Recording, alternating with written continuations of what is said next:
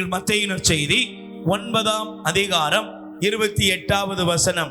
மத்தேயு நற்செய்தி 9ஆம் அதிகாரத்திலே 28வது வசனத்தை தயவு செய்து எடுத்து வாசியுங்கள். நல்ல கவனிச்சு பாருங்க, அந்த வசனத்தை பாருங்களேன். அவர் வீடு வந்து சேர்ந்ததும் அந்த பார்வையற்றவரும் அவரிடம் வந்தனர். இயேசு அவர்களை பார்த்து,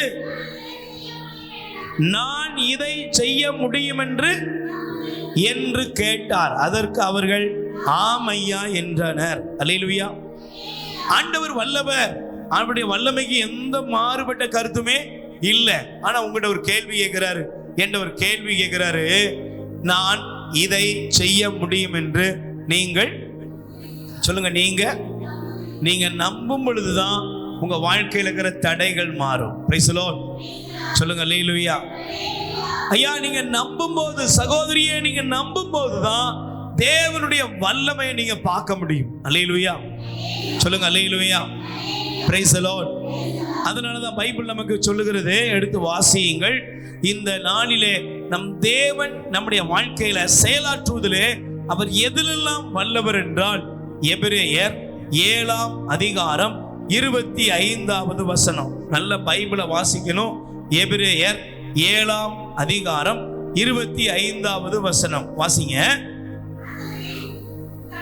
எபிரேயர் 7:25. தம் வழியாக கடவுளிடம் வருபவரை அவர் முற்றும் மீட்க வல்லவராய் இருக்கிறார். கை தட்டுங்க பாப்போம். அல்லேலூயா. உங்களை ஆண்டவர் முற்றும் மீட்க வல்லவர். ஒருவேளை உங்க கணவர் ஒரு குடிகாரரா இருக்கலாம். ஒருவேளை உங்க மகனோ மகளோ தவறான பாதையில போகலாம்.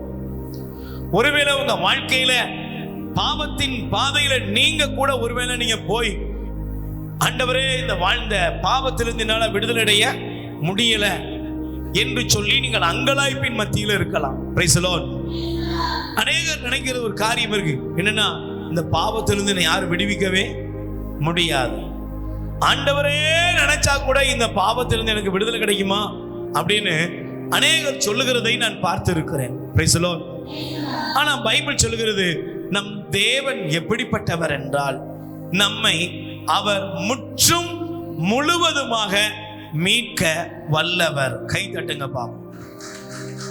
அல்லேலூயா.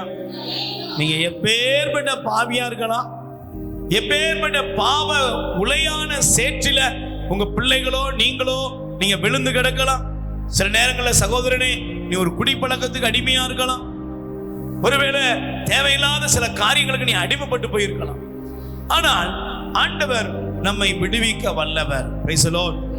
சொல்லுங்க அல்லேலூயா. சொல்லுங்க அல்லேலூயா.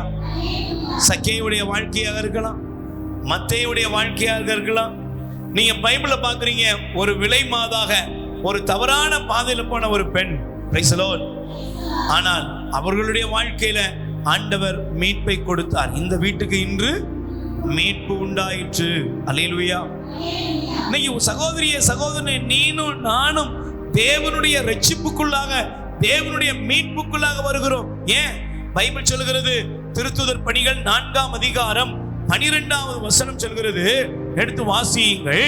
திருத்துதர் பணிகள், அப்போஸ்தலர் நடபடிகள் 4:12 வசனம். 4ஆம் அதிகாரத்துல 12வது வசனம் படிக்குமா? இயேசு கிறிஸ்துவினால் அன்றி வேறு எவராலும், நல்ல கை தட்டுங்க பாப்போம். அல்லேலூயா. இயேசு கிறிஸ்துவால் அன்றி வேற எவராலும் உங்களுக்கு மீட்பு இல்லை. ஒருவேளை அம்மாவோ அப்பாவோ கூட உங்களுக்கு நம்பிக்கையில இழந்திருக்கலாம். ஒருவேளை மனைவி நம்பிக்கை இழந்திருக்கலாம். இவெல்லாம் எங்க திருந்த போறான், இவெல்லாம் என் கடைசி வரை இப்படிதான் அலைய போறான். ஆனா இன்னைக்கு நீங்க எழுதி வச்சுக்கோங்க, உங்களையும் உங்கள் குடும்பத்தையும் உங்கள் பிள்ளைகளையும் முழுமையாக மீட்க தேவன் வல்லவராக இருக்கிறார். உயிர் வாழ உணவளிப்போம். இரக்கத்தின் ஊற்று கத்தோலிக்க தியான இல்லத்திலிருந்து பிள்ளைகளால் கைவிடப்பட்ட வயதான அப்பா அம்மாக்கள் 100 பேருக்கு தினமும் அவர்கள் இருக்கும் இடங்களுக்கு உணவு கொண்டு போய் கொடுக்கப்படுகிறது. அன்புக்குரியவர்களே, உங்கள் பிறந்த நாள், திருமண நாள், உங்கள் இல்ல வைபவங்கள், இறந்தவர் நினைவாக நீங்கள் உணவளித்து உதவி செய்யலாம். உங்கள் அன்பு கரத்தை நீட்டுங்கள். ஆண்டவர் உங்களை ஆசீர்வதிப்பார். எங்கள் முகவரி: இரக்கத்தின் ஊற்று, கத்தோலிக்க தியான இல்லம், புன்னைக்காயல், தூத்துக்குடி மாவட்டம். அலைபேசி எண் 9814118201. கடவுள் உங்களை நிறைவாய் ஆசீர்வதிப்பாராக.